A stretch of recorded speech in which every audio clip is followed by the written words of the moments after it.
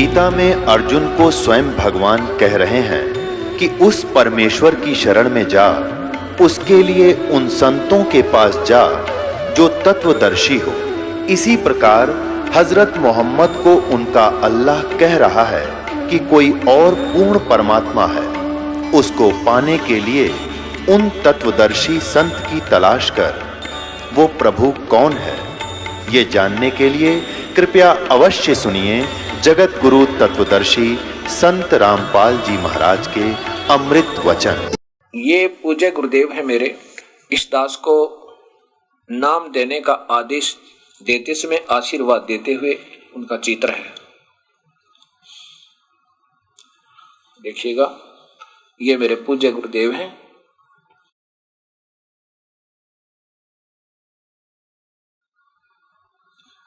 और इनका 113 वर्ष उस समय लगभग शरीर हो चुका था। स्वामी रामदेवानंद जी महाराज इस दास को नाम देते हुए, उस समय ये दास जूनियर इंजीनियर की पोस्ट पर कार्यरत था, उसी समय मुझे आदेश दे दिया था कि संभाल इस काम को। और उसके बाद इनकी मैं कथा सुनाता हूं। ये 15-16 वर्ष की आयु के थे। इनका ब्राह्मण कुल में जन्म था। हरियाणा में भिवानी डिस्ट्रिक्ट है, जिला भिवानी, उसमें एक दादरी तहसील है, दादरी टू भिवानी रोड पर एक बड़ा पैंतावास गांव है जो मेन रोड से थोड़ा सा अंदर है, आधा किलोमीटर। इनका ब्राह्मण कुल में जन्म था, पर ये अपने आप को ब्राह्मण नहीं कहते थे, पंडित नहीं कहते थे, ये संत कहते थे। पंडित वही होता है जो शास्त्र विद हो जा। वैसे पंडित की परिभाषा तो बहुत लंबी चौड़ी है, लेकिन समाज के हिसाब से जो ये कहते थे। और मेरे गुरुदेव, जो गुरुदेव के गुरुदेव मेरे दादा गुरुजी, वो जमींदार अर्थात जाट जाति से थे। दिल्ली के अंदर एक छावला गांव है, उस छावला गांव के वो रहने वाले थे। और फिर उन्होंने 4 विषय के आचार्य बन गए थे काशी विद्यापीठ से। तो वो जाट होते हुए, जमींदार होते हुए, उनको जाट कोई नहीं कहता था, वो पंडित जदानंद जी के नाम से जाने जाते थे।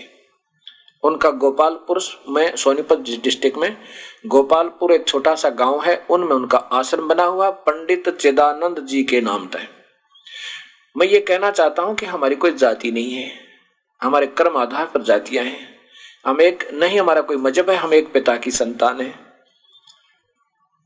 और हम पूर्ण परमात्मा कबीर साहब की प्यारी आत्मा है। ये काल ने हमें आपस में न्यारा करके आपस में लड़ा रहा है। और मुख्य कारण ये नकली संत गुरु जो अपने शास्त्रों को भी नहीं जानते उनमें क्या लिखा, इसलिए वो हमें उड़ जा रहे हैं। ये एक नहीं होने देते। अगर हम एक हो जाएं, अपने शास्त्रों को फिर संभालें, फिर एक आरती हो, पूरे टेलीविजन के माध्यम से घर बैठ के एक जैसा मंत्र हो सुबह सुबह, और एक जैसी फिर सारी व्याख्या हो, अपने प्रभु के गुण गाओ, मस्त रहें और पूर्ण साथ मिला उस परमेश्वर का। जब भगवान एक सब मानते हैं, फिर उनकी क्रियाएं अलग कैसे हो सकती हैं? अनजान कहते हो बस रास्ते तो न्यारे न्यारे हैं, जाना एक जगह, बिल्कुल नहीं। रास्ता भी एक ही है। परमात्मा को पाने के लिए यही एक मानव शरीर है। इसमें हमारे अंदर कमल बने हुए हैं। इन कमलों के अंदर से होकर रास्ता जाता, वो न्यारा है ही नहीं। ये कमलों को खुलने का पहले हमारे पास सामान चाहिए, वो मंत्र चाहिए जिससे हमारी कमाई पूरी हो, इनका ऋण मुक्त हो। फिर त्रिकुटी पर जब पहुंचेंगे, जब सत्य नाम की कमाई पूरी हो, त्रिकुटी से जाकर के फिर हम पहुंचेंगे सहस्रार कमल के पास।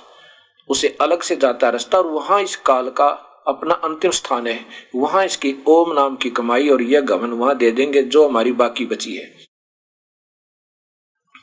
उसके बाद दूसरे मंत्र का जो जाप है तत्नाम का, वो परब्रह्म को दे देंगे और ऊपर फिर अपने सतलोक में हम चले जाएंगे। ऐसा जाया जाएगा, वैसे बातें बनाने से नहीं जाया जा सकता। तो मैं जो बताना चाहता था कि ये मेरे पूज्य गुरुदेव 16 वर्ष की आयु में पाली जाया करते थे, गौवें चराते थे, जमींदार भी थे, जमीन थी इनके। और ब्राह्मण जाति में थे। एक संत कबीरपंथी इनको मिला, उन्होंने बहुत समझाया इनको कि पूर्ण परमात्मा की भक्ति के बारे में बताया, वो सब बताई भक्ति, पूर्ण परमात्मा कैसा होता है। तो इनको ऐसी प्रेरणा हुई, एक दिन उस महापुरुष का एड्रेस ले लिया, पता ले लिया, कहाँ रहते हो।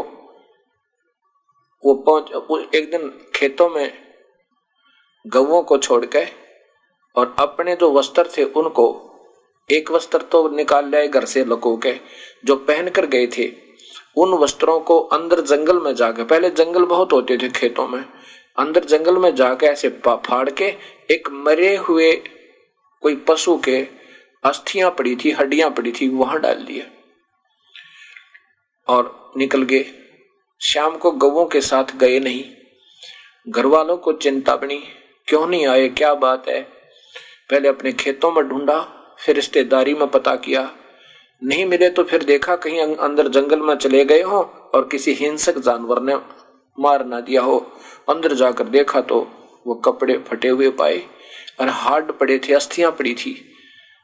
वो अस्थियां उठाई और वो कपड़े उठा लिए, अगवई तो किसी हिंसक जानवर ने खा लिया।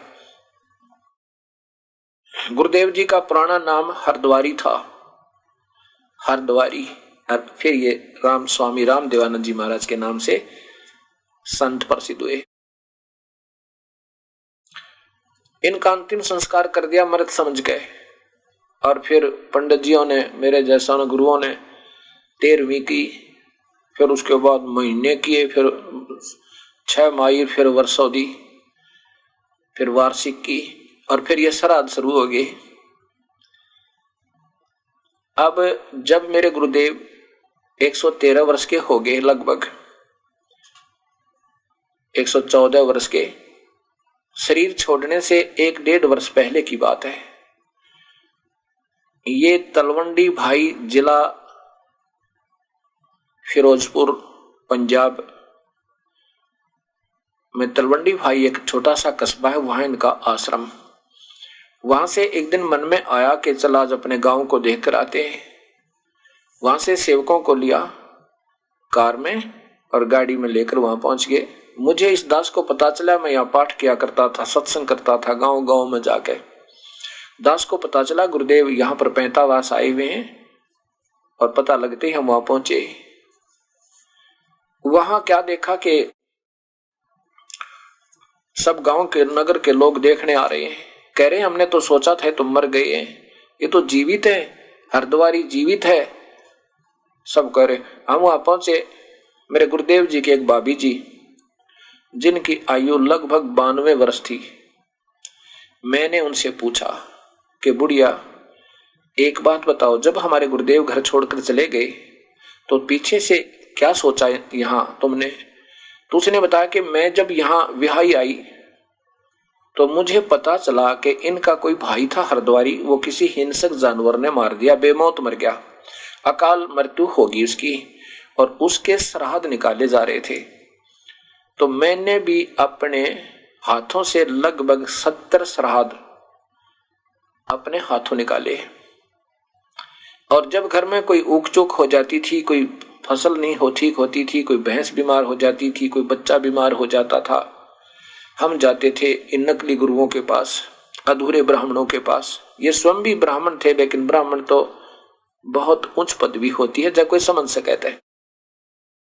गुरु जी की पदवी बहुत बड़ी होती है। गुरु और ब्राह्मण सोए जो ब्रह्म पहचाने, जो भक्ति परमात्मा का सही भक्ति जानता है, वो ब्राह्मण समझो। तो बुढ़िया बता रही है कि मैं जब दुखी होकर जाती थी तो वो गुरुदेव व अधूरे ब्राह्मण बताया करते कि तुम्हारा जो एक निसंतान मरा हुआ है, निसंतान बे औलादा, वो पितर बन गया, वो तुम्हें दुखी कर रहा है, उसके 5 कपड़े रख दो। अच्छा जी, उसकी मैडी बना दो, एक मड़ी बना दो। वो भी बना दी और फिर कपड़े भी निकाल दिए। फिर कहा कि अच्छी तरह श्राद्ध निकालो, इनके तब पीछा छोड़ेगा। अब जी कहने लगी 72 श्राद्ध तो मैंने अपने हाथों निकाल रखे। मैंने कहा बुढ़िया एक बात बताओ आप, अब तो त्याग दो इस व्यर्थ की साधना को, अब तो आपके सामने है, ये तो दुनिया का उद्धार कर रहे हैं और वो बेकार ही थे कि वो तुम्हें दुखी कर रहे हैं। ये हमारे गुरुदेव ने तो दुनिया का उद्धार कर दिया, ना जाने कितने जीवों का कल्याण कर किया, और ये बेकार ही थे कि वो तुम्हें दुखी कर रहा है, उसके स्वाद निकालो, ये परमात्मा तुल्य हो गई। मैंने कहा बुढ़िया अब तो छोड़ दे इन पुरानी अधूरी शास्त्र विरुद्ध साधनाओं को। तो क्या कहने लगी, नो कैसे छोड़ दे जी, ये तो पुरानी लाग लपेट से कुएं में पड़ जाए पुरानी लाग के साथ। आंखों देखा नहीं मान रहे हैं, उस लोक लाज समझो इस घिसी पेटी मर्यादा में। तब विश्वास हुआ इस दास को, हे परमेश्वर कैसे कृपा करी जो इस बीमारी से निकल रहे हैं, आपकी प्यारी आत्मा कैसे रजा कर रहे हैं इनके ऊपर। दाता आप ही की कृपा मेरे प्रभु, आप ही निकाल सकते हो अपनी प्यारी आत्माओं को। इतना प्रत्यक्ष प्रमाण देखकर भी यह जीव उस नरक से वापस नहीं आ पा रहा। गुरुदेव पंजाब चले गए, हम अपने वापस आ गए। इतना प्रत्यक्ष प्रमाण होकर भी जीव नहीं मानता, क्योंकि इन गलत गुरुओं ने इतना रंग दिया। मैं तो एक दास तो एक कह के ऐसा ना करो, और सैकड़ों हजारों लाखों कहते हैं ऐसा करो, और हमारे शास्त्र कहते हैं ऐसा ना करो। जैसे दास कहे, क्योंकि दास इसी के आधार पर बता रहा है, एक दिन ये सफल होगा वो सब हारेंगे, इसकी विजय होगी, क्योंकि ये सत्य है। सत्य का कभी अस्तित्व समाप्त नहीं होता, उसका समय लगता है, और असत्य के पैर नहीं होते, उसका अस्तित्व नहीं होता, वो दिखता कुछ है, अंत में कुछ नहीं पाओगा उसके। अब ये सत्संग चल रहा था, वो बहन धर्मवती पत्नी श्री सेठ दामोदर काशी वाली, और वो बहन वो प्यारी आत्मा प्रभु की नेक आत्मा इस सत्संग को सुन रही थी, प्रथम बार गई थी, और ये सच्चाई प्रमाणित सच्चाइयों को सुनकर उसका हृदय कांप गया, गुरुदेव के चरणों में पड़ गई। कबीर परमेश्वर से कहा, हे प्रभु मैं नाम ले सकती हूँ? क्यों नहीं बेटी, नाम लेने के लिए, उपदेश के लिए तो सारा खेल ही कर रहे हैं, इतनी देर सत्संग करते हैं, आपको ये इस मार्ग पर लगाने के लिए तो करते हैं। तो धर्मवती ने कहा, हे मालिक, हे साहेब, मैं तो बहुत पितृ पूजा करती, पीपल भी पूजा करती, जाटी भी पूजा करती, मेरे ये पुराने गुरुदेव ने ये सभी लगा रखी थी दाता, और ब्रह्मा विष्णु महेश से हम अधिक किसी को नहीं मानते थे। आज आपके ज्ञान से हमारा अंधेरा हट गया कि ये आदरणीय है, पूजनीय नहीं है। पूजनीय तो हमारे कबीर परमेश्वर हैं, ये पूर्ण परमात्मा है। तब उन्होंने कहा, मालिक मेरी एक समस्या है। धर्मवती पूछने लगी, प्रभु मेरी एक समस्या है कि मैंने अपने पति से नहीं पूछा, वो विदेश गया हुआ है, जहाजों से व्यापार करता है मेरा सेठ, मेरा पति, वो बाहर गए हुए हैं अपने कोई बिजनेस व्यापार के लिए, और कहते हैं पति से हर काम पूछकर करना चाहिए, बिना उससे सलाह लिए नहीं करना चाहिए। दाता मैं उनसे पूछ नहीं सकती, वो बहुत दूर गए हुए, और मेरी आत्मा ऐसा कह रही है कि मैं बाहर जब निकलूं जब मैं नाम ले लूं, ना भरोसा दे ही का, जैसा आप बता रहे थे, विनस जावे छिन्नमा, और श्वास उसास में नाम जपो भाई और जतन कछुना। परमेश्वर ये समस्या मेरी हल करो। कबीर साहब ने कहा, बेटी बात सुनो, अपने घर के काम में अपने पति की पूरी सलाह करे, और दोनों मिलकर एक सलाह करने, जो ठीक लगे वो कर लें, उसमें हानि हो भावे लाभ हो, और ये है आत्म कल्याण का मार्ग। इस आत्म कल्याण के मार्ग में किसी की सलाह की कति आवश्यकता नहीं है, और यदि आपके समझ में आ गया आप नाम ले लो,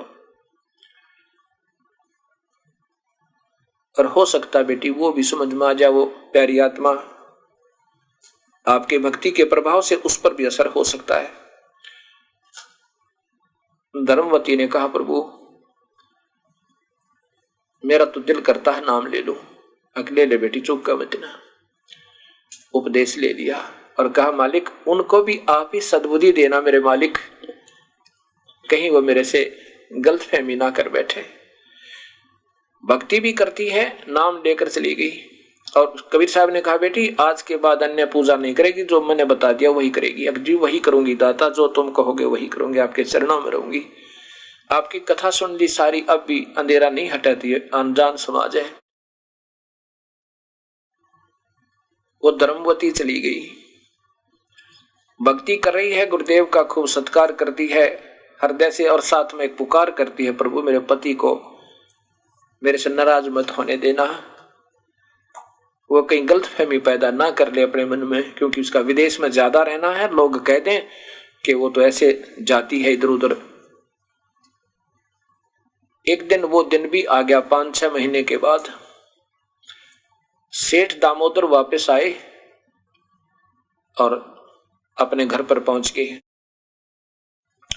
उस दिन भी कबीर परमेश्वर का उसी मोहल्ले में आसपास कहीं सत्संग था। सेठ जी का बाहर से आना हो गया और धर्मवती की तैयारी सत्संग में जाने की थी। अब धर्मवती सेठ दामोदर की पत्नी मन में ये सोच रही थी कि एक बार मेरा पति यदि उस प्रभु कबीर साहब के उस गुरुदेव के वचन सुन लेगा, ये तो मेरे से भी अच्छी आत्मा का व्यक्ति है, ये तुरंत स्वीकार करेगा, ये तो नाम ही ले ले शायद है, और नहीं भी नाम लेगा तो कम से कम वहां सत्संग में जाकर ये देख लेगा कि हम किस तरह रहते हैं, इसकी गलतफहमी कोई पैदा ना कर दे, कहीं हमारा ये जीवन नरक बन जावे। इस उद्देश्य को लेकर के अपने पति से कहती है, जब वो खाना खाने लगा, खाना जब उसने खा लिया, जब कहा कि मैंने एक गलती कर दी, धर्मवती ने अपने पति दामोदर जी से कहा कि मैंने एक गलती कर दी, आप नाराज तो नहीं होगे। सेठ दामोदर ने कहा कि मुझे विश्वास अपनी पत्नी पर, ऐसी गलती नहीं कर सकती जो अक्षमा के योग्य ना हो। बताओ क्या बात है, मैंने तो वास्तव में गलती कर दी आपसे बिना पूछे, और गुरुदेव आए हुए थे यहाँ पर सत्संग कर रहे थे पड़ोस में, मुझे तो बहुत ही अच्छा लगा, मैंने तो नाम दान ले लिया, आपसे बगैर पूछे ले लिया। दामोदर सेठ बड़ा प्रसन्न हुआ और कहा कि भाग उदय हो गया तेरा, कहते हैं गुरु के बिन तो मुक्ति होती ही नहीं, ये तो सभी कहते हैं बहुत अच्छा किया, बहुत बढ़िया किया, इसमें कोई नाराज होने की बात है। अब धर्मवती ने सोचा एक प्रॉब्लम तो सोल्व हुई, एक समस्या तो गई। अब दूसरी ये है कि हो सकता है कोई इसको इधर उधर कह दे कि ये तो ऐसी है, रातों जाती है, फलान है, पता नहीं के मन में आ जावे, और एक बार ये सत्संग देख लेगा, वहां का रहन सहन तो देख ले कम से कम, हम कैसे जाते हैं, कैसे बहन भाई के रूप में वहां रहते हैं, कैसे सेवा करते हैं, तो फिर ये किसी की नहीं मानता, इतना दृढ़ निश्चय वाला व्यक्ति है। तो इस उद्देश्य को अगर सत्संग सुन लिया तो नाम ले ले, अच्छा वो भी हो सके, और नहीं तो मन में ये भ्रमना ना होगी। इस उद्देश्य से काफी आग्रह किया कि आज फिर सत्संग है। धर्मवती कह रही है सेठ दामोदर ने कि आज फिर सत्संग है और मुझे आमंत्रित किया भक्तों ने और मुझे वहां जाना है, मेरी साथ की सखी सहेली सभी जा चुकी हैं, आप मेरे साथ चलोगे? अब दामोदर कहने लगा कि मैं थका हारा आया हूं और वहां जाते ही मुझे निद्रा आएगी, सत्संग में सोना उचित नहीं होता, आप जाओ और ठीक है मैं विश्राम कर लेता हूं। वह कहने लगी ऐसा है ना, एक बार आप देख आओ हम कैसे रहते हैं, कहीं आपको गलतफहमी ना हो जाए। वो कहने लगा ऐसी कोई बात नहीं, मुझे विश्वास आप पर, फिर भी आप एक बार चल पड़ोगे ना। और दूसरी बात, मेरा कोई साथी नहीं, बहन या सब जा चुकी हैं सहेलियां। भाव ये है मेरा कहने का कि उसने मना लिया उसको, सेठ को। यह भी भाग्योदय होता है जीव का कि सत्संग में चाहे कोई जानबूझ कर आ जाए और चाहे अनजान पड़े में, उस पर असर अवश्य होगा पुण्यात्मा पे। अब अग्नि पर हाथ से जान कर रख दो और चाहे अनजाने में रखा जाए, उसका स्वभाव वो अवश्य प्रयोग करेगी, उसका प्रभाव अवश्य होगा। दामोदर जी पहुंच गए अब सत्संग फिर शुरू हुआ।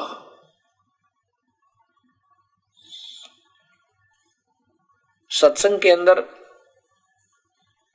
वही कथाएं सुनाई गई। परमात्मा ने बताई कबीर परमेश्वर ने कि वास्तव परमेश्वर कबीर साहब है, वो कबीर देव है, वो परमात्मा सतलोक में रहता है। और भगत जन कहा करते ये स्वयं आए हुए हैं, नादानो तुम समझो कुछ, अपनी महिमा आप ही गा रहे हैं। ऐसा ही गीत वेदों में लिखा कि वो परमेश्वर स्वयं आता है और अपने सर्जन किए हुए को वो स्वयं ही ठीक ठीक बता सकता है और कोई नहीं बता सकता। वो अपने सत्य ज्ञान का संदेश वाहक बनकर वो कबीर परमेश्वर स्वयं आता है, वेदों में लिखा है। यजुर्वेद के अध्याय नंबर 29 के श्लोक नंबर 25 में वो अपने ज्ञान का दूत है, परचेता कबीर रसी परचेता। वो कबीर ही अपने सत्य ज्ञान का दूत बनकर आने वाला, संदेशवाहक बनकर, वह माने लेकर आने वाला वो स्वयं ही है। अब सत्संग के अंदर पूरी सृष्टि रचना सुनाई। सृष्टि रचना का पूरा विवरण सुन के और सेठ धर्मदास की आंखों में आंसू आ गए। हे परमात्मा, अब तक हम क्या पूज रहे थे? हम पूजा ब्रह्मा विष्णु महेश की कर रहे थे, जबकि पूर्ण परमात्मा की करनी थी। और फिर ये फल देते हमें। अब हमने सारी गलत साधना कर रखी है। उसी दिन फैसला ले लिया। अब सत्संग को सुनकर कहाँ नींद आवे थी? वैसे सेठानी ने, धर्मवती ने कह दिया था कि आप चलो और वहां पीछे सो जाना। बेशक से सत्संग के पीछे संगत के गुरुजी मना ना करते, कोई बूढ़ा है, बीमार है, बालक है, कोई लेट सकता है, कोई दिक्कत नहीं, बाकी सत्संग सुनते हैं, आप वहां लेट जाइयो। अब जब सेठ जी वहां पहुंचे, सुने प्रवचन परमेश्वर के, अब काहे की नींद आवे थी? उसका तो सर्दी सी लगे और सारा शरीर कांपे, हृदय में गदगद होए। पुण्य आत्मा को शीघ्र असर हो जाता है। नाम ले लिया, कहने लगा प्रभु मैं नाम, अपनी पत्नी से कहा सत्संग समापन के बाद, क्या मुझे भी नाम मिल सकता है? अब धर्मवती बड़ी प्रसन्न हुई, कहने लगी गुरुदेव से आज्ञा लेनी पड़ेगी, पूछ लेती हूँ, उनकी रजा हो जा तो हो भी जावे। दामोदर कहने लगा मैं नाम लेकर जाऊंगा, मैं खाली नहीं जा सकता, पूछ ले गुरुदेव तो मेरा कल्याण कर दे। तब धर्मवती आई और कहने लगी महाराज जी आपका दास आया हुआ है और सेठ जी आया हुआ है। कबीर साहब ने कहा ठीक है बेटी, बहुत अच्छा हुआ। और कहने लगी महाराज जी एक और कृपा होगी आपकी। वो कहता मैं नाम लेना चाहता हूं। कबीर साहब ने कहा बेटी तेरे बाग उदयोगे, अगर पूरा परिवार सतगुरु के चरणों में आ जावे तो कहना ही क्या, फिर तो काल को स्थान ही नहीं मिलेगा घुसने का। तो बुला लूं महाराज जी? बुला ले बेटी। दामोदर सेठ को बुला लिया और कबीर साहब ने कहा भाई बात सुन ले सेठ जी, आपको इन अनजान संतों ने ज्यादा ही अज्ञान अंधेरे में डाला हुआ होता है। तुम धार्मिक व्यक्ति होते हो, प्रभु से डरने वाले होते हो और नाना प्रकार की पूजाएं में व्यर्थ कर रहे हो, अपना जीवन व्यर्थ कर रहे हो। उपदेश लेने के बाद अन्य पूजा नहीं करोगे, ये नियम है हमारा। एक दिन भी अन्य पूजा कर ली तो ये नाम समाप्त हो जाएगा। 100 वर्ष तक सतगुरु पूजा, एक दिन आन उपासी, वो अपराधी आत्मा फिर पड़े काल की फांसी। सेठ जी बोला नहीं महाराज जी जैसे आप कहोगे ऐसे करूंगा, मैंने सुन लिया सारा ज्ञानदाता, उपदेश ले लिया। हाथ से बना हुआ कबीर परमेश्वर का चित्र ले लिया अपने गुरुदेव का, और वापस जब अपने व्यापार के लिए प्रस्थान किया, समुद्री जहाज से यातायात का, समुद्री जहाज से वो अपना व्यापार किया करते थे। उसमें एक कमरा बना रखा था अलग से पूजा का। उसमें पहले सभी देवताओं के, ब्रह्मा विष्णु महेश गणेश हनुमान जी, शेरा वाली फलानी सबकी मूर्तियां चांदी की ना जाने के बनवा कर रखी हुई थी, पत्थर की। तो वो तो उठा करके जल प्रवाह कर दी, सारी की सारी जाकर समुद्र में बहा दी आदर के साथ। और एक कबीर साहब का फोटो गुरुदेव का लगा दिया। वो तो भगवान भी थे और इष्ट वीर गुरु भी दोनों ही थे। और हम बताते हैं अपने इष्ट कबीर साहब का और इस दास का भी लगा लेना, कोई बुरी नहीं होता। याद आवा अपने प्रभु। तो वहां अपनी पूजा जो गुरुदेव ने बताई थी वैसे प्रारंभ कर दी। अब जो अन्य भक्त थे वो साथी थे उसके सेठ, जो पहले एक जैसी पूजा में रत थे, उन्होंने देखा कि सेठ दामोदर ने तो अपनी बहुत सारी ढेर सारी पुस्तक मूर्तियां लगा रखी थी प्रभुओं की, अब एक भी नहीं है, और एक फोटो लगा रखा, किसका लगा रखा ये। तब पूजा उसने कर ली, उसके बाद वो बाहर आया। वैसे तो आरती करते हैं शाम को, हम सुबह भी करते हैं, वैसे हमारा नाम जो कबीर परमेश्वर का चलते फिरते उठते बैठते लेट के बैठ के किसी प्रकार कर लो, हाथ धो कर, मुंह ना दो, हाथ ना दो, पर कर लो, क्योंकि मन से जाप करना है। आरती वगैरह करे, जोत लगाओ, हाथ जरूर धो ले, पैर धो ले, इसमें ज्यादा शुद्धता नहीं, शुद्धता चाहिए अंदर की। कबीर साहब कहते हैं कि नहाए धोए क्या भया जमन का मैल ना जा, और मीन सदा जल में रह भी धोए बास ना जाए। तब जब सेठ अपनी आरती करके पूजा करके बाहर आया तो सभी व्यापारियों ने पूछा कि दामोदर, ये सभी भगवानों की मूर्तियां कहां गई। जब दामोदर ने कहा कि एक कैसा दे सब सदै सब साधे सब जावे, और माड़ी सींचे मूल को तो फले फुले गावे। एक कै साधे सब सदै और सब साधे सब जावे, माली सींचे मूल को, ये मूल है। इस एक की पूजा से सब की पूजा हो जाती है। एक है साधे सब सदै और सब साधे सब जावे।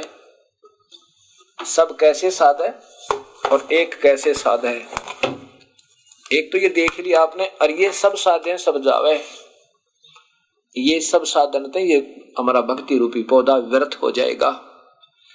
ये देवी देवता ट्रेनी भी कहते, ब्रह्मा विष्णु महेश और अन्य देवताओं की पूजा गीता में व्रत किया है 7वें अध्याय के 12 से लेकर और 24-25 श्लोक तक। ये सब साधे सब जावे, ये सूख जाएगा सारा पौधा। एक का साधे सब सदै सब साधे सब जावे, और माली सींचे मूल को फिर फले फूले अघावे। यानी बहुत अच्छी तरह माली सींचे मूल को, ये मूल है, ये सींचना हमने।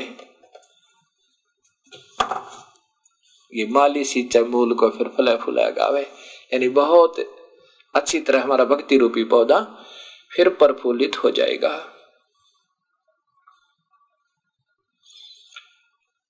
इस बात को सुनकर सभी जहाज के व्यापारी लोग कहने लगे, दामोदर आपकी तो बुद्धि खराब होगी, आपने तो काम बिगाड़ दिया। ऐसे महापुरुष भगवान ब्रह्मा विष्णु महेश छोड़ दिए, और हनुमान जी की पूजा भी नहीं कर रहा तू, गणेश जी की पूजा भी नहीं कर रहा तू, श्री राम की पूजा भी नहीं कर रहा तू। अब दामोदर कहने लगा, भले आदमियों, अब पूजा तो कर रहा हूं, अब तुम्हारी दृष्टि में नहीं आ सकती वो पूजा।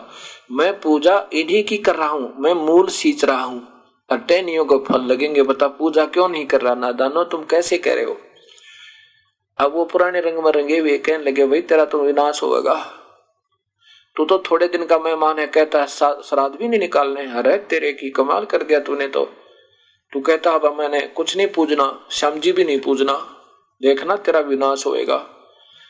अब सेठ दामोदर कहने लगा, वही देखो ठीक है, पहले मैं आप जैसा ही तो था और आपके साथ सब बातों से सहमत था, अब मैं सियाना हो गया और तुम अनजान हो। अब पौधे क्या जब सिंचाई जड़ को करेंगे, पौधा हो ही नहीं सकता खराब। पौधा तो हमने खराब कर रखा था उल्टी पूजा करके, शास्त्र विरुद्ध साधना थे। अब कहने लगे क्या है ये, किसकी मूर्ति रखी कि ये मेरे गुरुदेव भगवान की। कौन है तेरा गुरुदेव? के कबीर। ये उन्होंने भी सुन रखा था कि वो कबीर जुलाहा जो है, अन्य सेठों ने भी सुन रखा था कि कबीर जुलाहा वो नाम देता है, वो धानक। तो बस अन्य सेठ कहने लगे, दामोदर फूटे भाग तेरे, उस जुलाहे से नाम ले लिया तूने। अरे तेरे की ऐसे ऐसे महापुरुष छोड़ दिए तूने, हनुमान जी को छोड़ा, देखो द्रोणागिरी को उठा लाया, श्री कृष्ण जी को त्याग दिया जिसने, गोवर्धन को उठा लिया। अब कबीर साहब की वाणी दामोदर सुनाता है, गोवर्धन कृष्ण ने धारो द्रोणगिरी हनुमंते, शेष नाग सब सृष्टि उठारो, इनमें कौन भगवंते। यदि तुम वजन के उठाने से भगवान मानते हो, भगवान श्री कृष्ण ने गोवर्धन गिरिराज उठाया था और हनुमान जी ने द्रोणागिरी पर पहाड़ उठा लिया, और शेष नाग को तुम कह रहे हो अनजान संत तुम्हारे कहते हैं शेष नाग सारी सृष्टि को अपने सिर पे रखा हुआ है। वैसे तो ऐसा नहीं है, लेकिन उनके दिए हुए ज्ञान के आधार पर मालिक ने बताया है। तो फिर इनमें कौन सा भगवान? शेष नाग सबसे बड़ा हो गया जिसने ये सब कुछ उठा रखा। लेकिन शेष नाग के सिर पर, सिर के ऊपर हैं, सिर के सथा ऊपर रखे नहीं है। सिर के ऊपर का अर्थ उनसे सबसे नीचे पाताल लोक है, उससे ऊपर हैं सभी लोग। इसलिए कहते हैं शेष के सिर पर सभी ऊपर हैं। जैसे कोई सेक्रेटरीएट बना हुआ हो, उसमें 9-10 मंजिल हो, और नीचे कोई अधिकारी रहता हो, और उसके ऊपर दूसरा, उसके ऊपर तीसरा, उसके ऊपर चौथा, उसके ऊपर 5वां। तो नीचे वाले को कहेंगे कि उसके सिर के ऊपर 8 मंजिल में वो ऐसे ऐसे रहते हैं, उसके सिर पर रहते हैं। पहले अपने साधारण भाषा में कहते हैं उसके सिर के ऊपर रहते। सिर के ऊपर डटे नहीं है वो, उनकी अलग से मंजिल है, उनकी छत बनी है, वो अपने अपने सपोर्ट पर रुकी है। लेकिन एक समझाने के लिए कह देते हैं कि नीचे वो फलाना अधिकारी बैठा है ना, उसके सिर पे ऊपर, उसके ऊपर है 8 मंजिल, उसके सिर पे नहीं टिकी हुआ है। ऐसे शेषनाग के ऊपर नहीं है ये शेषनाग तो वहां रहता है पाताल लोक में, इस करके इसके ऊपर ने सारे इसके ऊपर लोग हैं। उठाने वाले ने तो अपनी शक्ति से उठा रखे हैं। गरीबदास जी अपनी वाणी में कहते हैं, कूरम ऊपर शेष है और शेष शीश पर धौल, ये धौल धरती ले रहा ये पड़ी ज्ञान की रोल। अनजान लोग कहते हैं कि नीचे कछुआ है कूरम, और कूरम के ऊपर शेष नाग है। शेष नाग के सिर पर एक बैल खड़ा, पहले बकाया करते हमने, उस बैल के कहते हैं 1.5 सींग है, एक छोटा एक बड़ा। भूकंप आता है ना, जब एक सींग से दूसरे सींग पर पृथ्वी पर रखता है ना, तब ये ऐसे हिलती है सारी, ऐसे बकाया करते। तो गरीबदास जी कहते हैं, मान लीजिए तुम्हारी बात ऐसे ही है, तो कूरम ऊपर शेष है, शेष शीश पर धौल, ये धौल धरती ले रहा ये पड़ी ज्ञान की रोल। मान लीजिए वो कूरम किसके ऊपर है? फिर नीचे जो कछुआ है वो किसके ऊपर है? वो कूरम किसके आश्रय? और ये कौन शरण है? शेष। ये तो बटक बीज विस्तार है, कोई समझे ज्ञान नरेश। जैसे ये उल्टा लटका हुआ वृक्ष है अर्जुन 15वें अध्याय पवित्र गीता जी के में, और कहा कि ऐसा ही नहीं है जैसा लगे, इसका आदि और अंत नहीं है। इसको तो कोई सत्य ज्ञान बताने वाला ही, उस सत्य सूक्ष्म वेद वाले ज्ञान तक ही इसको जाना जा सकता, पूर्ण रूप से वही बता सकता, और वही पूर्ण ज्ञानी है जो इसके इस सृष्टि रूपी वृक्ष को ढंग से जानता है। वो वेदवित है, वो वेदवित है। बताओ, तो तब कहा कि फिर कूर्म किस पे भाई? ये तो कोई ज्ञान नरेश माने पूर्ण ज्ञानी तत्वदर्शी संत ही समझा सकता है, वही समझ सकता है। अब वो सभी हंसी मजाक करने लगे कि तेरा क्या होगा दामोदर, तेरी बुद्धि पर तरस आता हमें, तू कौन सी भांग पी कर आया है कि तूने सब पूजाएं त्याग दी। आखिर में दामोदर को कबीर कहने लगे, जुलाहा कबीर, नाम रख दिया कबीर, वो आ गया कबीर, पीछे से कहने लगे। अब वो कहता भी ठीक है तुम मजाक करो, मैं तुम्हारे बारे में कुछ नहीं कहता, आप क्यों मुझे दुखी करो। ऐसे चलता रहा। 6 महीने के बाद वो फिर वापस आ रहे हैं विदेश से जहाज के द्वारा, और अपने सारा उसमें पैसा भी माल भी जहाज के अंदर लेकर आ रहे हैं, सभी व्यापारी साथ में दामोदर जी। एक बहुत भयंकर साइक्लोन समुद्र के अंदर खड़ा हो गया। साइक्लोन होता है एक समुद्री तूफान, जैसे वायु में मिट्टी उड़कर ऊंचे तक हो जाती है और बहुत भयंकर स्पीड से चलती है गति से, ऐसे ही जलवायु में उड़ लेता है ऐसे आंधी की तरह, और उठकर ऐसे बहुत स्पीड से 150-200 किलोमीटर प्रति घंटा की स्पीड से चलता है, और उसके लपेट में जो आ जाए जहाज जूझ का पता नहीं लगा कहाँ गया। ऐसा ये आता बहुत दिनों के बाद है, वो कभी कभी होता है। तो वो स्थिति होगी, उधर से कबीर परमेश्वर सत्संग कर रहे थे। सर्दियों के थोड़े सर्दियों के दिन थे। थोड़ी देर में लीला की प्रभु ने कि उनके सारे बाल और दाढ़ी और कपड़े गीले नजर आवे। सामने बैठे हुए भक्तों ने पूछा, प्रभु क्या हो गया आपके गुरुदेव, आपके तो कपड़े गीले हो गए। कबीर साहब ने कहा कि अपने सेठ दामोदर है ना, धर्मवती के पति, वो जहाज से आ रहे थे भाई, समुद्री जहाज से। उनका जहाज डूबने लगा था, वो जाकर के बचाया है मैंने। अब जो मेरे जैसे अज्ञानी थे, जिनको विश्वास नहीं था अपने गुरुदेव पे, उन्होंने सोचा गुरुदेव तो एक आधी बार तो बिल्कुल सफेद झूठ बोल देते, हमारे सामने बैठे और कहते जहाज बचा के आया। ये सब अपना प्रवचन कर रहे थे, संगत ज्यादा बैठी है, गर्मी से पसीने आगे होंगे, अपने मन में ऐसे सोच रहे। उधर से क्या होता है कि साइक्लोन खड़ा हो जाता है और सभी जहाज के यात्री कांपने लग जाते हैं। आकाश मर के भैया, हे परमेश्वर ये क्या हुआ। कोई अपने इष्ट किसी को याद करे, कोई किसी को रख करे, कोई राम को, कोई श्री कृष्ण को, कोई ब्रह्मा, कोई विष्णु, कोई माता, कोई मसाणी, सब अपने देवताओं को, अपने अपने देवताओं को याद कर रहे हैं। लेकिन ये देवता ब्रह्मा विष्णु महेश ब्रह्म पर ब्रह्म तक कर्म के दंड को नहीं काट सकते। कबीर परमेश्वर हमारे दुर्भाग्य वाले कर्मों को काट सकते हैं और हमारे पाप कर्मों का विनाश कर सकते हैं।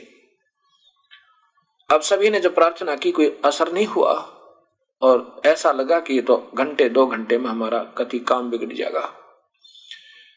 देखा वो दामोदर सेठ आराम से बैठा है, अपने प्रभु के चिंतन में उसका सिमरण कर रहा है, कबीर परमेश्वर के दिए हुए मंत्र का। जब वो बिल्कुल घबरा चुके तो उन्होंने कहा, एक स्याना था, वो सेठ स्याना कहने लगा समझदार सा कि भाई यूं कहते हैं जो पूर्ण संत का, पूर्ण परमात्मा के उपासक होते हैं ना, उनकी प्रभु सुनवाई करता है। दामोदर से प्रार्थना करो भाई। सभी मिलकर दामोदर से कहा, दामोदर आप अपने भगवान को याद करो, आज बात बिगड़ गई है।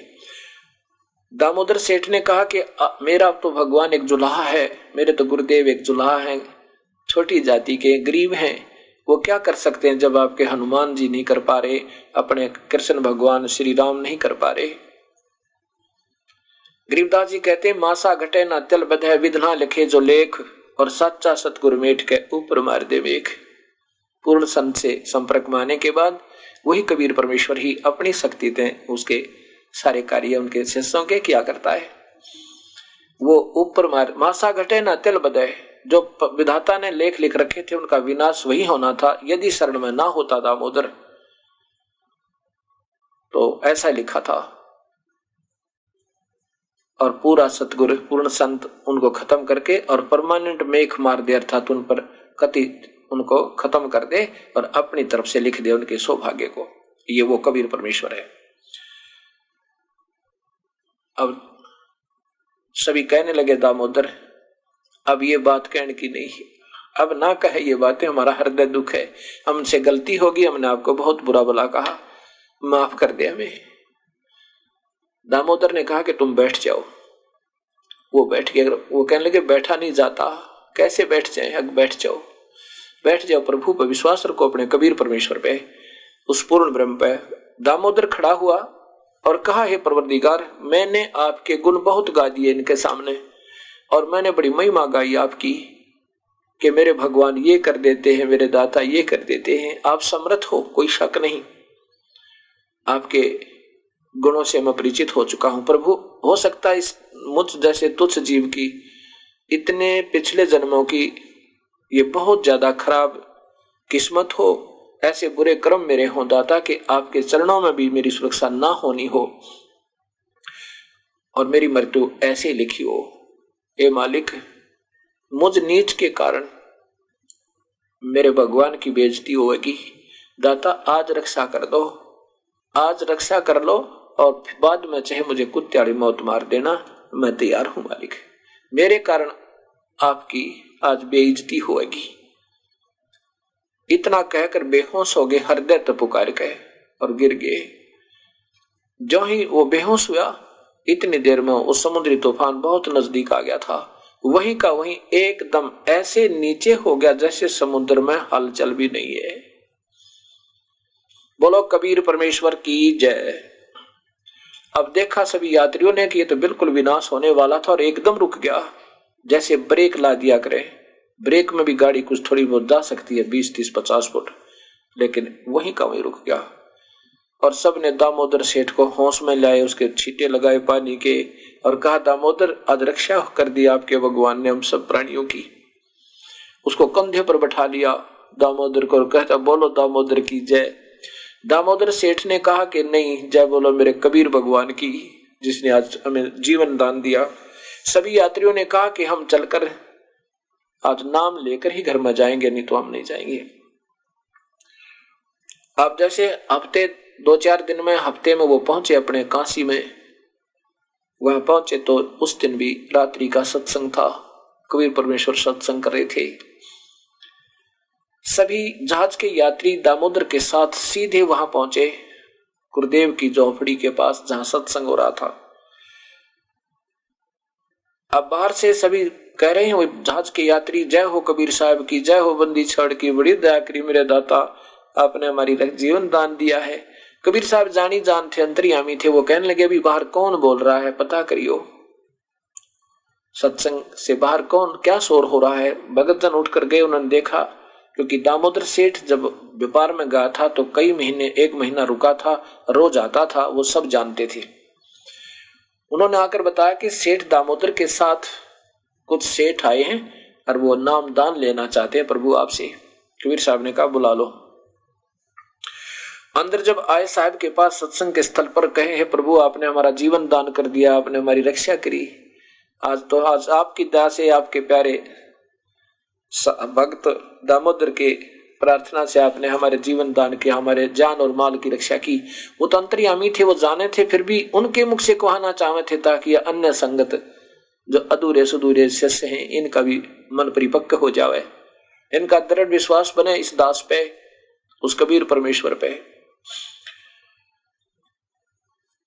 का भी बात बताओ क्या है। जब उन्होंने सारी कहानी बताई, दाता ऐसे ऐसे हो गई थी, समुद्री तूफान में हमारा जहाज उसके फेंट में आने वाला था और आपके ने ऐसी दया करी, इस दामोदर की पुकार से आप मालिक जो का तो रोक दिया।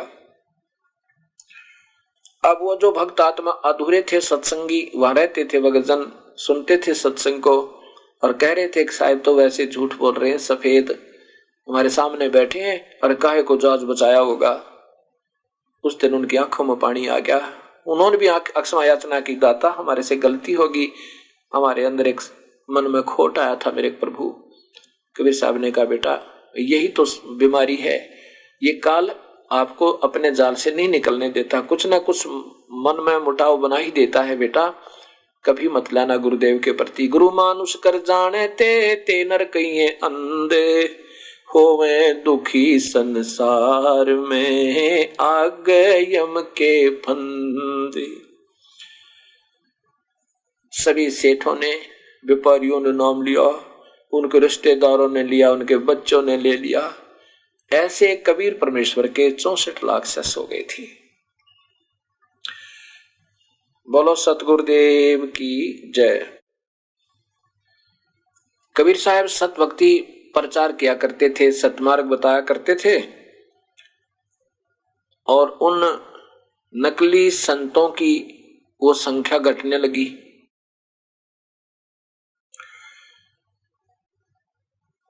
कबीर साहब बताया करते कि भाई तुम एक पिता की संतान हो, कोई हिंदू नहीं, कोई मुसलमान नहीं और कोई ईसाई नहीं, उसमें सिख नहीं थे। और हमने एक ही परमात्मा का सहारा लेना चाहिए। ये जो पूजाएं तुम्हें बता रखी हैं, चाहे वो हिंदू है चाहे मुसलमान या ईसाई, ये पूर्ण नहीं है, ये केवल निराकार अल्लाह इस काल भगवान तक की पूजाएं हैं। जैसे हजरत मोहम्मद जी ये भगवान शिव के उपासक थे, यानी शिव के गण थे, उस लोक में रहने वाली बहुत अच्छी आत्मा थी और वहां से ये इसमें मृत लोक में आए। ये पिछली भक्ति युक्त प्राणी थे, अच्छी पुण्य आत्मा थी, इसका सदुपयोग काल ने कर लिया, अपने फरिश्तों को भेज गए और अपने निराकार अल्लाह के ऊपर आसक्त कर दिया सबको। तो ये शिव की ही पूजा है। सारे के सारे मुसलमान समाज में शिव भगवान की पूजा है और हिंदू समाज में भी शिव भगवान की ही पूजा है। यही काल महाशिव, महाब्रह्मा, महाविष्णु रूप में रहता है।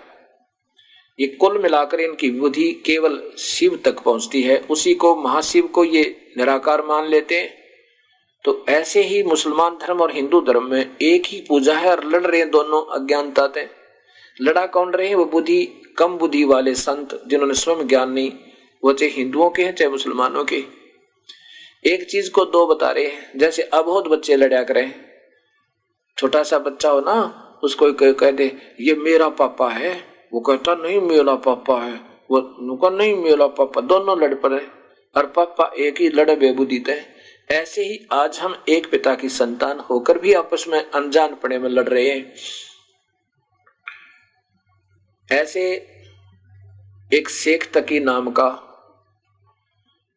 सिकंदर लोधी दिल्ली के बादशाह का धार्मिक पीर गुरु था। कबीर साहब ये सत्य बताया करते थे कि ये नादान, ये पीर तुम्हें उलझाए बैठे हैं, ये तुम्हारे को पार नहीं होने देंगे, ये तो स्वार्थी तत्व हैं। कुरान शरीफ में लिखा है वो कबीर परमेश्वर है और वो आकार में है। वो 6 दिन में सृष्टि रच के और 7वें दिन तख्त पर जा विराजा। और ये तुम्हें बता रहे हैं वो परमात्मा अव्यक्त है, वो तो निराकार है। और कबीर साहब कहते हैं वो कबीर परमेश्वर है, वो मैं हूं भाई। वो स्वयं कहा करते हम ये अलग खला है कुतुब गोस और पीर और गरीबदास खालिक दनी, मेरा नाम कबीर है। लेकिन ऐसे आकार में व्यक्ति को भगवान कहे तो कोई नहीं मानता था, क्योंकि अधूरे संतों ने केवल प्रकाश और रोशनी ही भगवान बता रखा था। इसलिए कौन माना भगवान आकार में आता है। अब ये कुरान शरीफ देखिए, पवित्र कुरान शरीफ, इसमें लिखा वो परमात्मा कबीर है जो 6 दिन में सृष्टि रची, 7वें दिन तख्त पर जा विराजा। इसलिए वो परमात्मा आकार में मनुष्य जैसा है। और ये अनजान कहा करते थे वो तो निराकार है, अभी तक कह रहे हैं। अब देखो कुरान शरीफ ये प्रकाशित है, शेरवानी संस्करण, लखनऊ किताबघर, मौसम बाग, सीतापुर रोड, लखनऊ। इसके सूरत फुरकानी 25 पर प्रश्न नंबर 604 से प्रारंभ होता है और उसमें लिखा है कि वो कबीर परमेश्वर है जो सारी सृष्टि का रचनहार है। और सीधा कबीर शब्द लिखा है, ये देखो। और वो परमात्मा जिसने 6 दिन में सृष्टि रची और 7वें दिन तख्त पर जा विराजा। यहां देखिएगा, ये प्रश्न नंबर 604 कुरान शरीफ सूरत फुरकानी 25 आयत नंबर 52 में। नीचे आओ देखिएगा, ये भाषा तो है अरबी और लिपि है उर्दू। ये कबीर शब्द लिखा, कबीरन, कोई उर्दू का ज्ञाता हो पढ़ सकता है। नीचे देखो 52 नंबर में, ये आयत नंबर 52 में लिखा है कि फला तुतिल काफिरिन जाहिदुम बहीर बिहा जिहादन कबीरन। इसका इन्होंने हिंदी किया है जितना इन कर सके। नीचे देखो इसी 52 आयत का कहा तो ए पैगंबर, यानी कोई भगवान बोल रहा है और हजरत मोहम्मद को आदेश दे रहा है कि उसका निराकार अल्लाह तो कह रहा है कि ए पैगंबर तुम काफिरों का कहा न मानना और इस कुरान की दलीलों से उनका सामना बड़े जोर से करना। ये कबीर का अर्थ इन्होंने बड़ा कर दिया। यहाँ इसका भाव ये बनता है कि कोई जिसको हजरत मोहम्मद अपना खुदा मानते हैं वो अव्यक्त है और आवाज भी आकाशवाणी भी करता है, सामने नहीं आता है, किसी फरिश्ते को भेजकर अपना कुछ आदेश भिजवा देता है या किसी में प्रवेश करके स्वयं बोलता है, आकाशवाणी करता है। वो अल्लाह अव्यक्त निराकार, जैसे गीता जी में काल प्रवेश करके कृष्ण जी में बोल रहा है, वही ब्रह्म, वो क्षर पुरुष ज्योत स्वरूपी निरंजन, वो काल भगवान है अव्यक्त। और वही वेदों को बोल रहा है वही वेदों को लिख रहा है, दे रहा है अपने पूरा का पूरा लिख के। और वो निराकार अल्लाह कह रहा है, जैसे गीता में कह रहा है कि उस परमात्मा का भजन कर अर्जुन, जिसकी भक्ति करने से फिर कभी मृत्यु नहीं होती, वो सर्वशक्तिमान है, वो उसको मारने में कोई समर्थ नहीं है। ऐसा ही इसमें लिखा है कि ए पैगंबर, हे हजरत मोहम्मद, वो निराकार अल्लाह कह रहा है कि उस परमात्मा कबीर को तू भगवान मान है। और ये काफिर का अर्थ होता अवज्ञाकारी, जो शास्त्र के अनुसार साधना नहीं करते और ना करने देते, उन काफिरों का कहा मत मानना। वो कहेंगे कबीर नाम का कोई परमात्मा नहीं, झूठ बोलता ये। और वो परमात्मा जो तुझे जिंदा महात्मा का रूप बना कराया था पैगंबर हजरत मोहम्मद, वो पूर्ण परमात्मा है। उस जिंदा रूप में आए हुए परमात्मा कबीर साहब पर भरोसा रखना, विश्वास रखना। और जो मैं ये बता रहा हूं इस कुरान शरीफ के अंदर लिख रहे हैं, इन पर विश्वास करना, इस लिखे हुए लेखों को विश्वास रखना, इसमें कोई संदेह नहीं है। और वो अवज्ञाकारी काफिर कहेंगे कबीर परमात्मा नहीं है, तो उनकी मत मानना, उनका कहा मत मानना। और इस पर जो लिखी हुई है इसमें कुरान शरीफ में, इनके ऊपर विश्वास रखना और उनका सामना करना, उनका संघर्ष करना। संघर्ष का मतलब उनकी बातों पर मत आना। वो कहेंगे अल्लाह कबीर भगवान ने, और तो उनकी मत मानना, ये संघर्ष करना, लड़ना नहीं। अब क्या बताया है,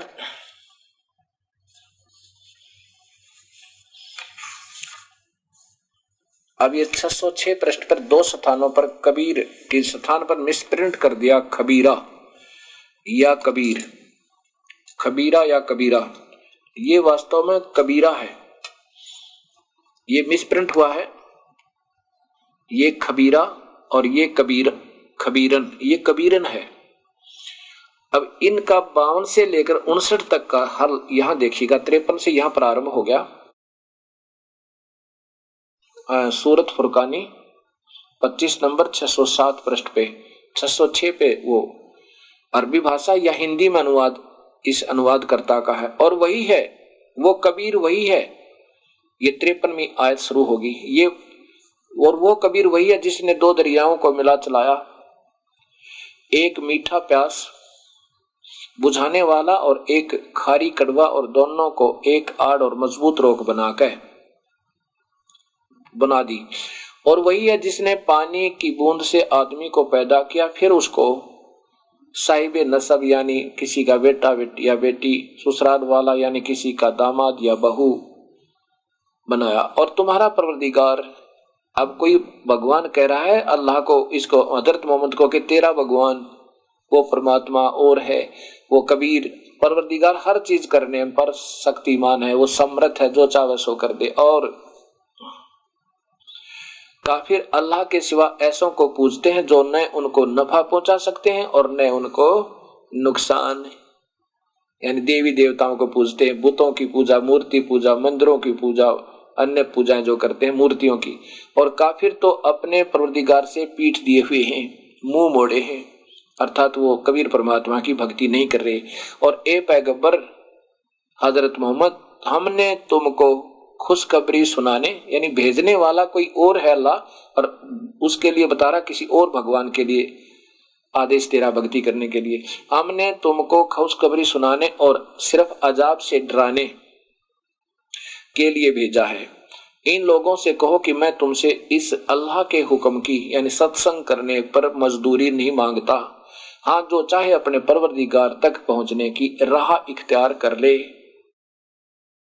ए पैगंबर, वो निराकार अल्लाह कह रहा है पैगंबर, उस जिंदा रूप में जो तुझे मिला था, अरबी में उसका अर्थ जिंदा बनता है, और ये चैतन्य इन्होंने इसका अर्थ कर दिया जिंदा का नहीं। उस जिंदा रूप में आए महात्मा कबीर परमेश्वर का भरोसा करो, रखो, जो कभी मरने वाला नहीं है, उसको कोई नहीं मार सकता। तो शरीफ तारीफ के साथ उसकी पाकी बयान करो, उसकी महिमा पवित्रता के साथ उसकी महिमा गाते रहो। और अपने बंदों के गुनाहों से वो काफी खबरदार है, अर्थात अपने बंदों के पाप कर्मों को काट देगा, गुनाहों को माफ कर देता है।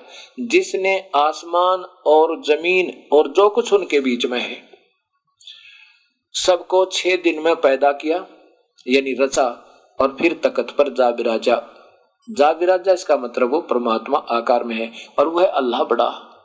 वो अल्लाह बड़ा, वो अल्लाह कबीर, ये बड़ा की जगह कबीर लिखना था, वो है अल्लाह कबीर है, ये अर्थ कर दिया, कबीर का अर्थ बड़ा कर दिया, वास्तव में यह कबीरन ही लिखता था, कबीर है। आगे देखो, रहमान है, और तो उसकी खबर किसी बाखबर से, इल्म वाले से पूछ देखो। उस पूर्ण परमात्मा कबीर साहब की भक्ति, उस कबीर परमेश्वर के बारे में सत ज्ञान अगर आपने प्राप्त करना है तो किसी बाखबर से पूछ देखो। किसी बाखबर माने तत्व भेदी संत, जो पूर्ण परमात्मा कबीर साहब की भक्ति को सही ढंग से जानता, उस तक बात करो। और नहीं तो वो अल्लाह अपनी भक्ति, अपने साहब की पूजा तो बता ही रहा है, जैसा भी उसने बताया है इसमें कुरान शरीफ में। बाकी जो उस परमात्मा के प्यारे संतों ने ढूंढ लिया जो इस कबीर परमात्मा के बारे में सही जानते हो, जो इस कुरान शरीफ में वर्णित विधि से अलग बताओगा। ऐसा ही गीता में लिखा है कि चौथे अध्याय का 34वें श्लोक में लिखा है कि उन संतों ने ढूंढ ले, उन तत्वदर्शी संतों ने जो उस पूर्ण परमात्मा के सत ज्ञान को सही जानने वाले हों। अब देखिए गीता जी के चौथे अध्याय का और 34वां श्लोक आपको दिखाता हूं। ये हमारे शास्त्र एक ही इशारा कर रहे हैं लेकिन हम समझ नहीं पा रहे, यही हमारी कमजोरी रही। ये गीता जी अध्याय नंबर 4 का श्लोक नंबर 34 देखो, यहां पर ये श्लोक नंबर 34 है। उस ज्ञान को तू तत्वदर्शी ज्ञानियों के पास जाकर समझ, भली भांति दंडवत प्रणाम करने से, वो सेवा, उनकी सेवा करने से, कपट छोड़कर सरलता पूर्वक प्रश्न करने से, वो परमात्म तत्व को भली भांति जानने वाले ज्ञानी महात्मा जो तुझे तत्व ज्ञान करेंगे, उपदेश करेंगे, और फिर ऐसा तू करेंगे। यानी वो परमात्मा के सत मार्ग के जानने वाले हैं, उनके पास चला जा और वो तुझे सत ज्ञान दे, ऐसे कर ले। नहीं अपने बारे में तो वो निराकार। अब गीता जी भी वही बता रही है जो कुरान शरीफ बता रही है कि उन संतों ने ढूंढ ले अर्जुन जो इस परम तत्व के जानने वाले हों। और नहीं तो अपने पूजा के लिए तो भगवान ने बता दिया कि ओम नाम का जाप करे और यज्ञ करता रहे। उस परमात्मा की भक्ति करनी है, उसके चरणों में जाने के बाद फिर कभी तेरी मृत्यु नहीं होगी। वही परमात्मा सारी सृष्टि का रचनहार है, जिससे सारा संसार व्याप्त है, अर्थात जिसने सारी सृष्टि को रचा है वो कबीर परमेश्वर है। अब इसमें इसका प्रमाण ये पवित्र बाइबल देगा। जैसे लिखा है ना कुरान शरीफ, पवित्र कुरान शरीफ में कि वो परमात्मा 6 दिन में सृष्टि रचकर 7वें दिन तख्त पर जा विराजा, वो अल्लाह कबीर है। कबीर तो उन्होंने बता दिया। अब वो कौन है, कैसा है, वो मनुष्य जैसा है। ये देखिए ये पवित्र बाइबल, ये देखिए इंडिया लिटरेचर, ये पवित्र बाइबल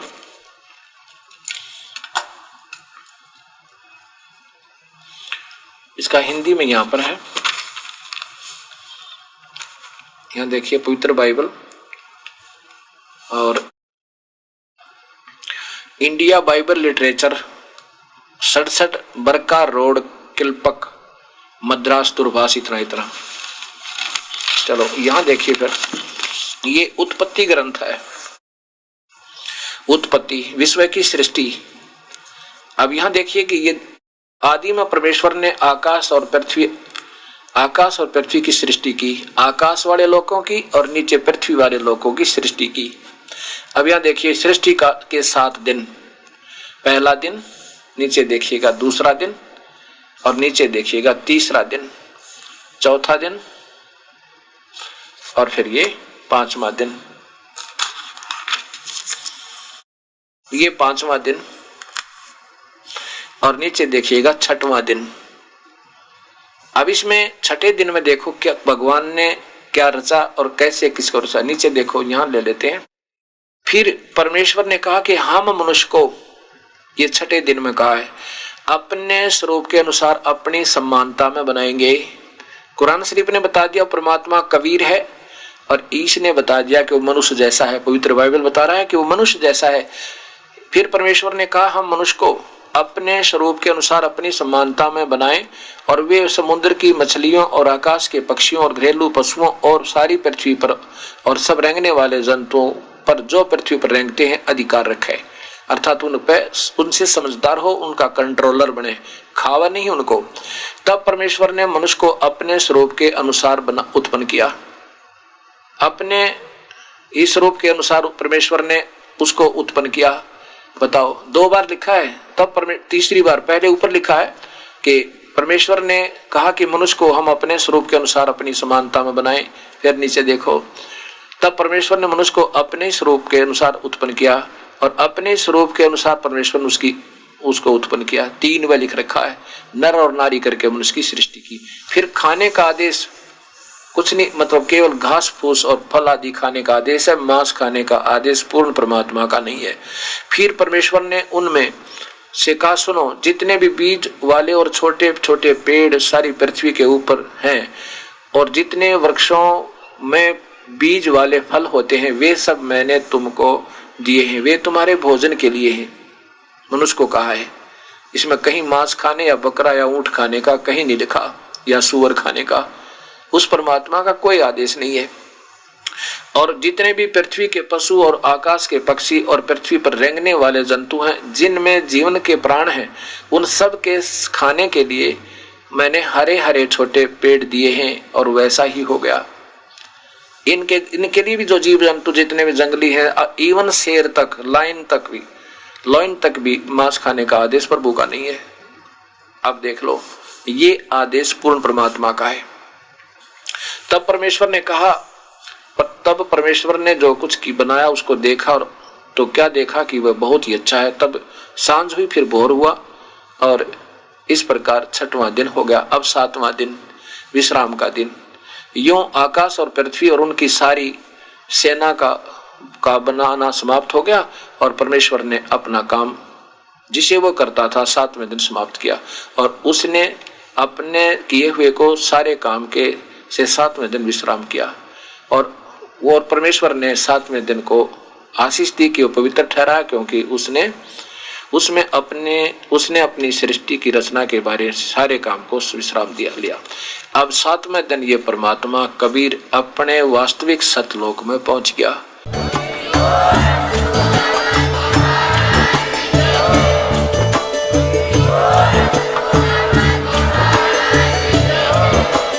आप सुन रहे थे जगत गुरु तत्वदर्शी संत रामपाल जी महाराज जी के मंगल प्रवचन। अधिक जानकारी के लिए विजिट कीजिए हमारी वेबसाइट www.jagatgururampalji.org। संत रामपाल जी महाराज जी के शुभ आशीर्वाद से पूरे विश्व भर में 500 से भी ज्यादा नाम दीक्षा केंद्र हैं, जिन पर संत रामपाल जी महाराज जी द्वारा ऑनलाइन निःशुल्क नाम दीक्षा दी जा रही है। अपने नजदीकी नाम दीक्षा केंद्र का पता करने के लिए संपर्क करें 8222880541।